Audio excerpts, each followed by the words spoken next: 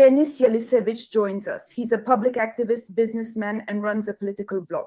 I'm Tetiana. Subscribe to the Liberty United Nations channel and Denis's channel. Let's figure out the situation that's happening, where we're heading.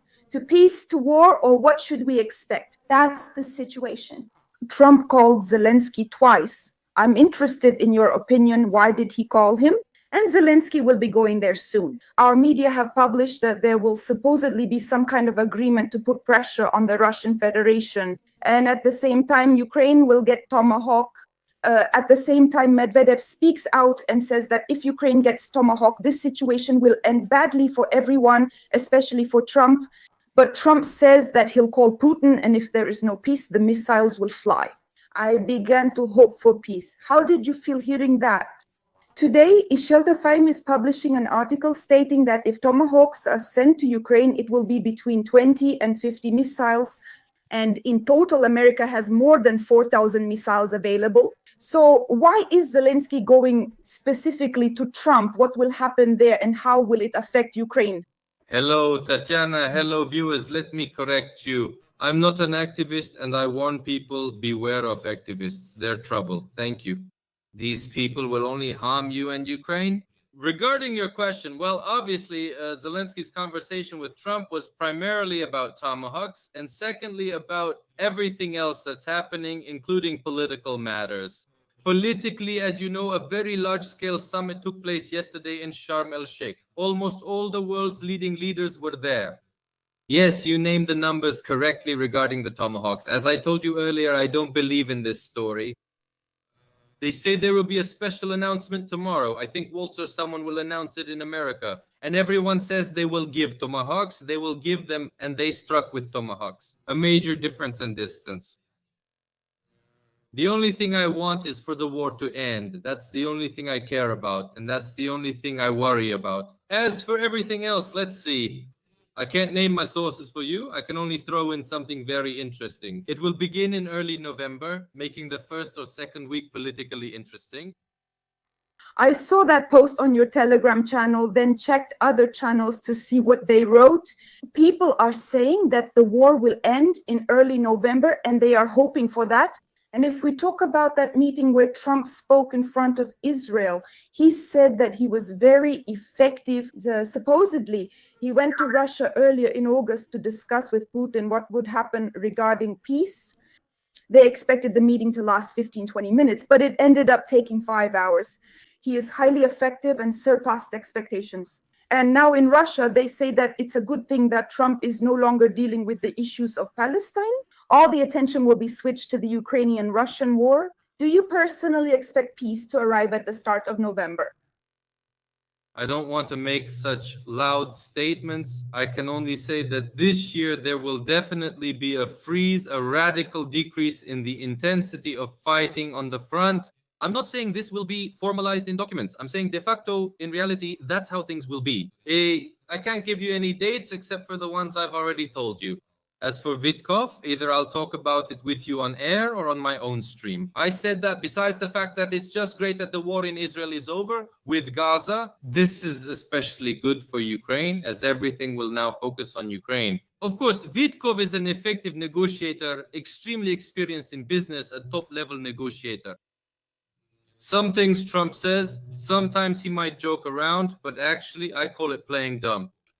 Trump stands far above everyone else, as does Vitkov, who plays with them and calls him that. Vitkov understands politics. He understands everything. There were a lot of silly posts. Remember, Vitkov either mistranslated or misunderstood something for Putin. So it's like that. Sometimes I go to interviews with Shilest. I think he interviewed me twice in a row. They say Vitkov will be removed soon, and I'm just sitting here. I'm here and know what's going on. No one plans to remove Vitkov, who is a key figure. Jared Kushner is Trump's son-in-law. They did a tremendous job in Israel, and now Vitkov will be fully focused on Ukraine.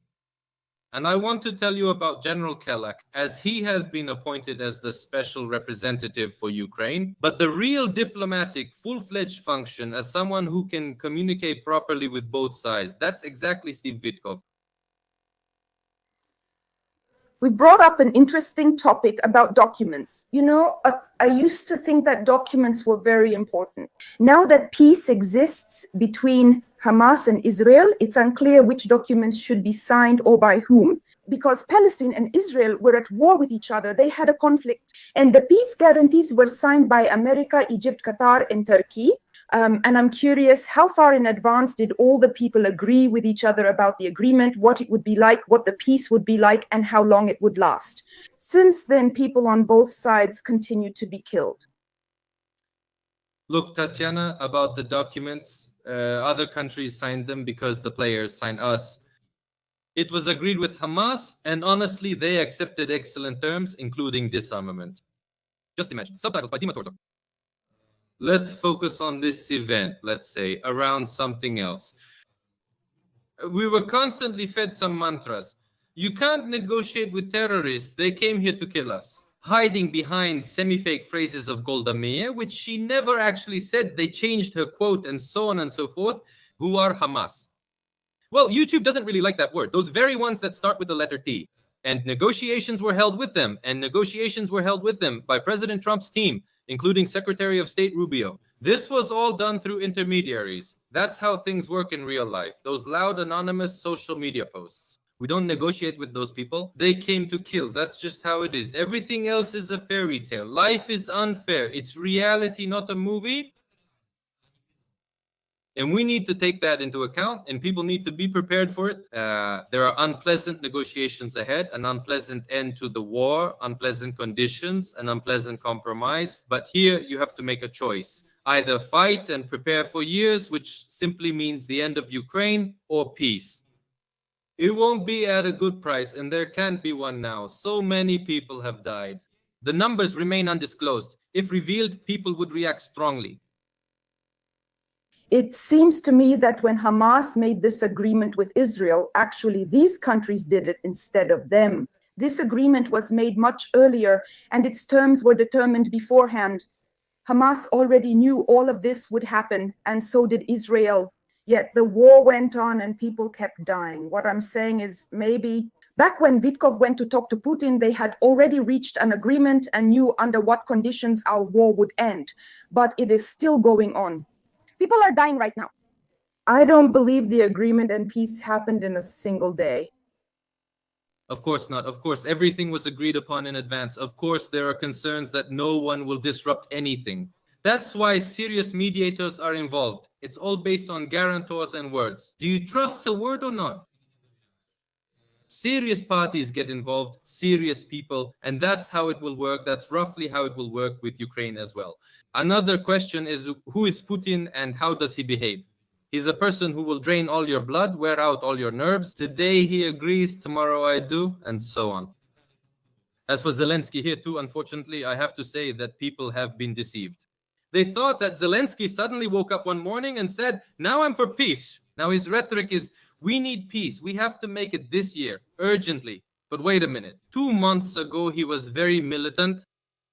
When they discussed weapons like giving Tamaga or something powerful, America would provide it. He blossomed, he laughed. It was a different Zelenskyy. It's all a fake game. It's all a fake game. I'll tell you what he's counting on. He's counting on America giving powerful weapons. And with those weapons, they'll strike Russia. And a new round of conflict escalation begins, and escalation of the conflict means a prolonged continuation of the war. America gave it to you and now won't abandon you or let Ukraine lose. That means the war and Zelenskyy's power will continue. And so we come to the situation where Zelenskyy can be removed in 2 ways. The first is elections, which is what I support. Hold presidential, parliamentary, and local elections soon, prioritizing presidential elections since leadership is crucial. The second is if Zelenskyy decides to dig in when Putin is already 100% in agreement, when Trump has full agreement from Putin, which he already does. I'll just explain to you right now what kind of agreement that is. They'll tell Zelenskyy he must accept these terms. He'll start resisting and saying no, stringing Trump along. That's when they might put pressure on him, might remove him. That's how it all happens. Regarding the conditions, this was back in Anchorage, Alaska. All of this was agreed upon with Trump. But besides various other issues, there's also the question of compromise from Russia's side. A compromise from Russia is needed not just to end the war, but any compromise. And that's what all the friction is about right now. What kind of compromise Russia is willing to make? Vitoy, Do you think, as an aggressor country, how many Russians have died, in the war? It's not about feeling sorry for them. That's not the point.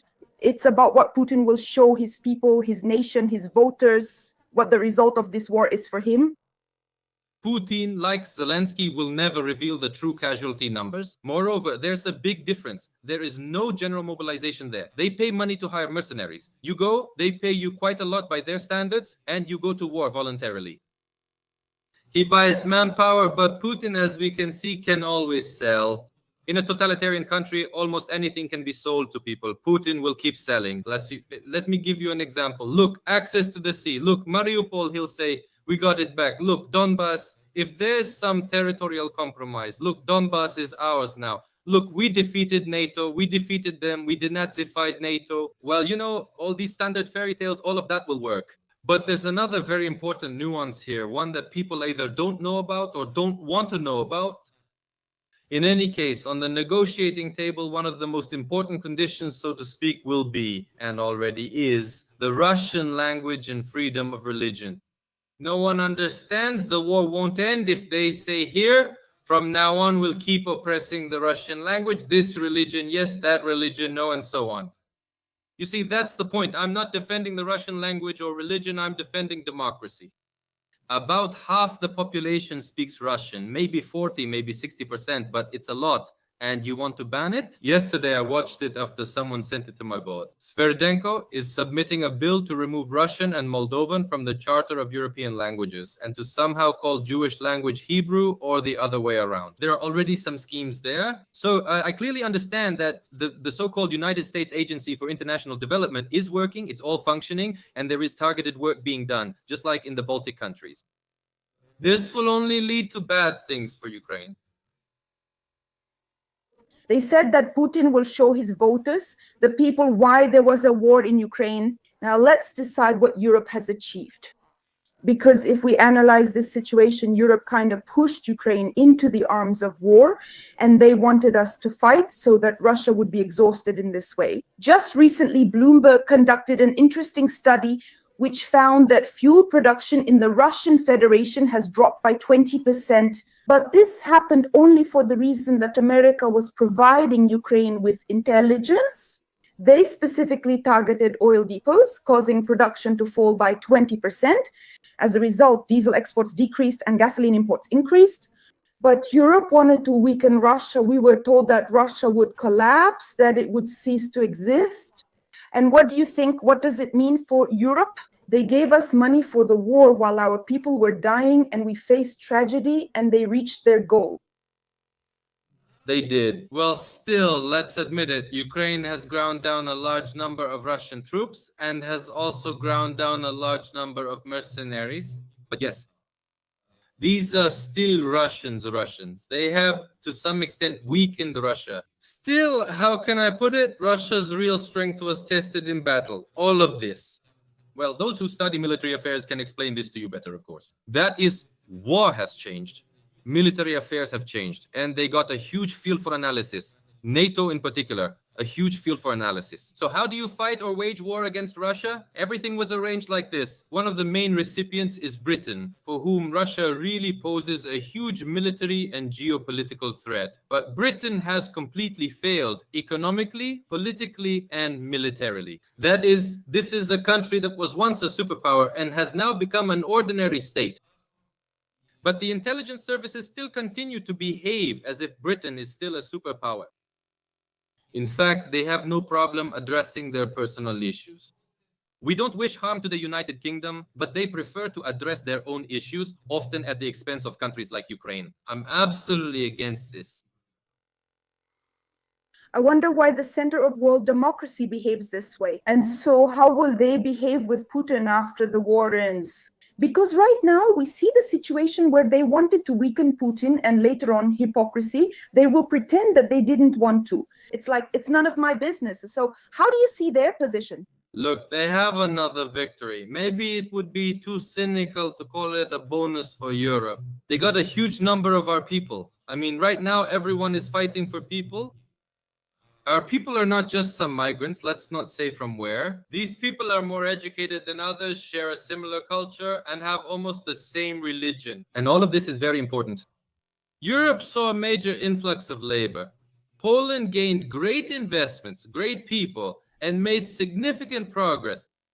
Therefore, what Europe will acknowledge is that Europe will continue to arm itself. That's for sure. It will keep arming itself. I'm afraid that as long as the left remains in power, they'll keep buying energy from Putin and strengthening him. And basically, until Europe becomes right-wing, as we've discussed more than once, I don't expect anything good. But we see that things have seriously shaken under Macron, very seriously under Macron, and not only him. That's why I look to the future with optimism. Under Macron, the situation was really more about his disagreements with the parliament. Just before our broadcast today, he said he'll dissolve parliament and form a new one if they don't vote as required. Well, let him. Let's see how that goes. Let him. I'm just convinced about Macron, about France. The countdown timer has started. The countdown timer has started. And within the next year, the right will come to power. Another interesting question. So we've talked about the fact that Ukrainians might stay to live in Europe. But just yesterday, there was a statement from an advisor to the office of the president from his own mouth that migrants need to be brought to Ukraine. And now we will have such a multicultural community. People will speak different languages because they will have to do the work. That's roughly 10 million migrants expected in Ukraine. So the question arises, what are our people dying for now? Because those who are at war wanted to build a country for themselves, for their children, with democratic values to live and develop in this country. Now they're dying. Will they bring people from Bangladesh or India to Ukraine? How will this work? Tetiana, this is a very important topic, enough for 3.5-hour broadcasts. So I'll tell you briefly. Ihor Valerievich Kolomoisky once called Milovanov, who said this, an idiot. I completely agree. Milovanov is an idiot because a normal person wouldn't work in such a way that the country loses people, Ukrainians, who could have numbered 45 million in Ukraine today. They push things so far that he says either 10-15 million of them or us will remain, and we'll bring in migrants. This is some kind of madness. Milovanov has held power for years, always in a significant role. He has a real decision-making authority and access to influential people. Whisper in someone's ear what to do. That's the result of Milovanov's work. And, only in one country, in Ukraine. Maybe when you've brought things to a catastrophe, then you state it and announce a terrible decision. It's like when someone ends up in the hospital, the doctor makes a mistake, cuts off an arm or leg, and then just says, we'll patch it up and give you some good medicine. This is just madness. And people like Milovanov, they should face a terrible future, and people need to understand where this is coming from. It's not just some Timofey Milovanov who sat somewhere, who was invited somewhere. Timofey Milovanov is an appointee, a protege of the Soros and Pinchuk groups. They want to buy out the Kyiv Mohila Academy, and they've opened the so-called Kyiv School of Economics. The Kyiv School of Economics always operates this way and keeps producing the same kind of idiots. It's an incubator run by radical leftists who push this ideology and aim to carry out globalist plans in Ukraine. They don't see Ukraine as a successful country. They don't see us as normal people. In their view, it's some kind of dump where they'll settle a few of their own people and a few migrants. Just some kind of space between us and Russia. And I absolutely disagree with that. Ukraine can be a great country, and to show such disrespect to our people, no matter who they are, no matter what political mistakes people may have made during voting, is unacceptable. Thank you. This is unacceptable, and people should notice it. If Pinchuk and his group buy out Kyiv Mohila Academy, that's awful. That's what happened here in a slightly different way, but with Harvard here in America and with Harvard and other top universities before. That is, they started brainwashing people there with a certain agenda. Those pro-Palestinian rallies were the source, you see? So what's my point?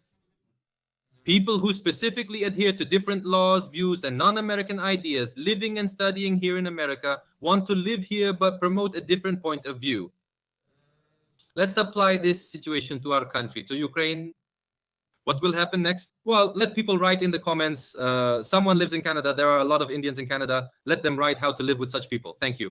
What kind of nonsense is this anyway? And, this is already normal. He said this on national media and everyone is like, well, that's normal. Continuation. I see that people are dissatisfied with this, and I'm curious if there's at least one way to bring Ukrainians back from abroad. Our channel, Liberty UA, is about freedoms, about freedom of speech, about the freedom to say or do something, and it's about positivity. I'm interested if there's a positive way to bring Ukrainians back home. I remember only one thing was proposed. The Ministry of Unity was created, and its creator then went abroad. And the children from Austria were brought back to Ukraine the same day under shelling. Is there any way for people to return to Ukraine? So you ask, do you want just one? And I'll tell you, there is only one. The one and only way is to go through. At this point, nothing but libertarian reforms will help Ukraine in this condition. Completely change the philosophy of life, completely change the approach to life. That's the national idea. Yesterday, my subscriber sent me a video featuring a woman. Today, I want to find out who she is. She says that basically Ukrainians are not meant for happiness. And there was always this idea that a Ukrainian and happiness are incompatible concepts. A Ukrainian is someone who is born to suffer. So the whole country is born to suffer. And the entire culture is built around suffering. Everything is about some kind of hardship. I completely disagree with that. We are no less smart than Europeans. And just look at Poland's success. And that's without any super radical reforms. In our case, we can do fantastic things and we must do them. And when a person, of course, many won't come back, let's be honest. But when a person is abroad whose life is just average or who really misses their homeland, sees, wait, in Ukraine, you can easily do business almost without regulation. Wait, low, transparent taxes, normal labor laws. I can easily hire people. I'll have a clear credit history and can get loans. With low taxes, I can report everything officially. It simply won't be profitable not to pay taxes. There are loans and mortgages here just like in Europe. So look, these are all houses in a familiar market, in a familiar environment with your own language. The person packs up and goes back home. And also, if the person sees, how should I put it, an inspiring speech by the nation's leader, when they show on television, we will do it, we will be great, here are the reforms, here's what we'll do, 1, 2, 3, 4, 5, here's the team, we're already working. Month to month, the person will, as in Argentina, watch the numbers and see concrete results. That's the only way. If it starts again, like, well, the things are bad here, we need to, belts will be tightened, like Yatsenyuk used to say. If those Yatsenyuks show up again, if radical nationalists come to power, that's it. Well, who would go into something like that, you know? You can say all the nice things you want to fit in, but no one will move to a country like that. Moreover, if the borders open, everyone will leave, including those who are here now. Thank you. Staying in Ukraine is difficult, yet many remain and others wish to return, but some have lost their citizenship. Today, up to 3 people lost their Ukrainian citizenship. Serhiy Polunin is a well-known British-Russian dancer who allegedly spread pro-Russian narratives, which is why he fell into this category. Oleg Zaryov is a former member of parliament from the Party of Regions, and we recently talked with you about Trukhanov. Trukhanov is also considered a bureaucrat who does little for Odessa.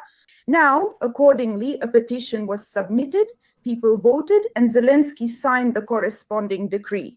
Next are the consequences. He lost his citizenship, which means he also stopped working as mayor. Since he was the mayor and was elected by the people, according to the law, either the city council secretary Ihor Koval or the military administration should take his place. How do you feel about what happened, about people losing their passports and what will happen next? For example, the military will take power. Well, how can I put it? This is the topic of the day. What you just mentioned is the topic of the day. So I don't know anything about this dancer. Who is this person? Zaryov is a scoundrel and KGB man who hasn't lived in Ukraine for a long time. He now lives in Russia and did much to divide Ukraine while here. Now, Trukhanov. We have discussed mayors with you more than once, and I am not a supporter of any mayor because they are all exactly the same. All Ukrainian mayors, no matter the city size, could be jailed. These are all bad people and they do bad things. Well, let's say 99% so that no one gets offended. And well, what's happening? If they remove Trukhanov now, it's just a usurpation of power. Remember, it won't end with Trukhanov. Trukhanov is just the beginning. Look at what they're accusing him of. Let's look at the mechanism. What are they accusing him of? So they're accusing him of, does he have a Russian passport? A journalistic investigation about that Trukhanov has a Russian passport came out in 2014 or 2015.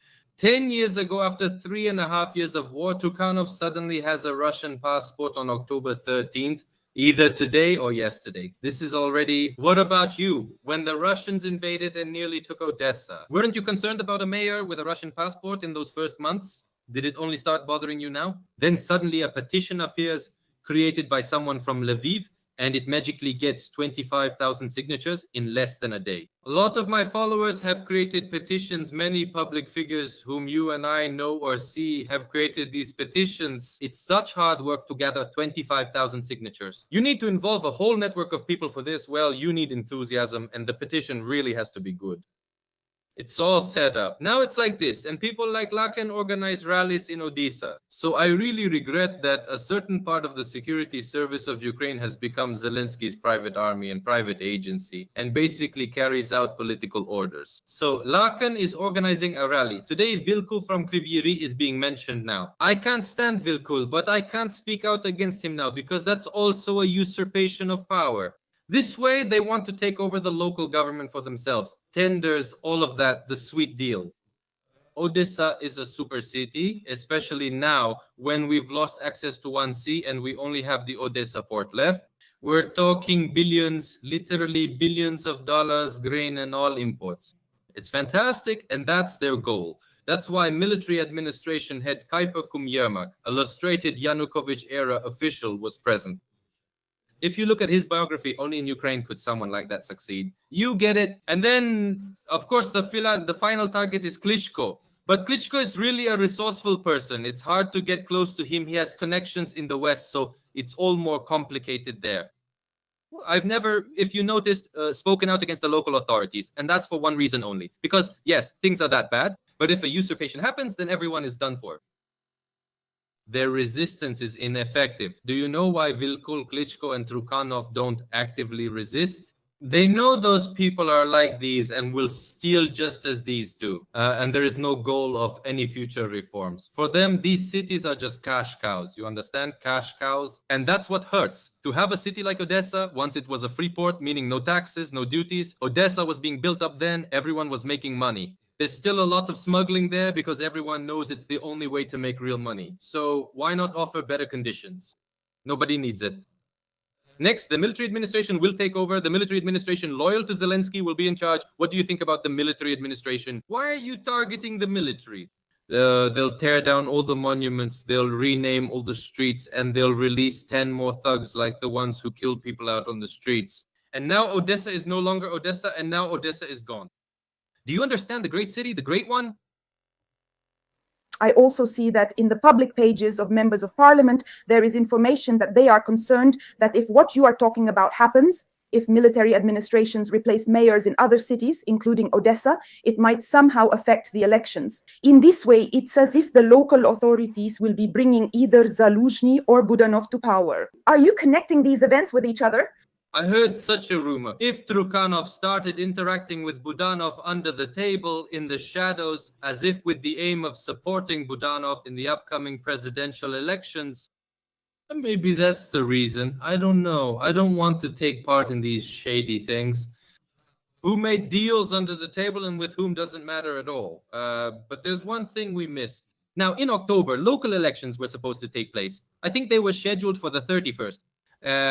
They were cancelled because Shah Zelenskyy would have lost everywhere in the local elections. That's the reason.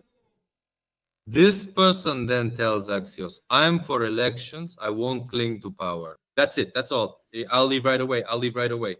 That's how it all works. I'm talking about all this, but what's the alternative? It's scary. So people are seriously considering that same Budanov. And do you see in Russia, when an intelligence officer became president, how did that end for the people? Do you have anything in your head? I'm not for or against Budanov. This is about any intelligence officer. I just marvel at the people. People, please write in the comments what you think about this. I'm curious. What do you think? If a military leader takes power, will they lead us to peace or war? That's interesting because recently there was talk that this person is a military officer. As far as I remember, he talked about how in algebra, children should be taught how to make drones, and in geography, something similar. So it's like you always have to be preparing for war and be in this war mode. But to sum up our conversation, let's clarify. These rumors are spreading on Telegram channels. The first Sunday, the first week of November, there might be a ceasefire. Is there hope for this? Yes, I'll tell you this carefully. There is great hope for major changes in November, both politically and militarily. Thank you. And if we assume that there is such hope and elections could be held soon, when could they take place, in your opinion? Thank you. The only window is in spring, summer, or fall of 2026. It's possible during that time. Spring 2026 is the earliest. And that's when people will, I hope once again have that choice. Or you call in the military, for example, and those people who, during geography lessons, tell kids what they need to learn. Or the Second World reforms, future life, or Ukraine as one big trench filled with blood. And like today, only worse. Europe, Ursula, is worried and confused about us. They'll help as much as possible, but really they prioritize their own interests while we're in tragedy. So please subscribe to the Liberty User Interface channel and especially to Denis Yelisevich's channel. Thanks for joining us. See you next time. Thank you.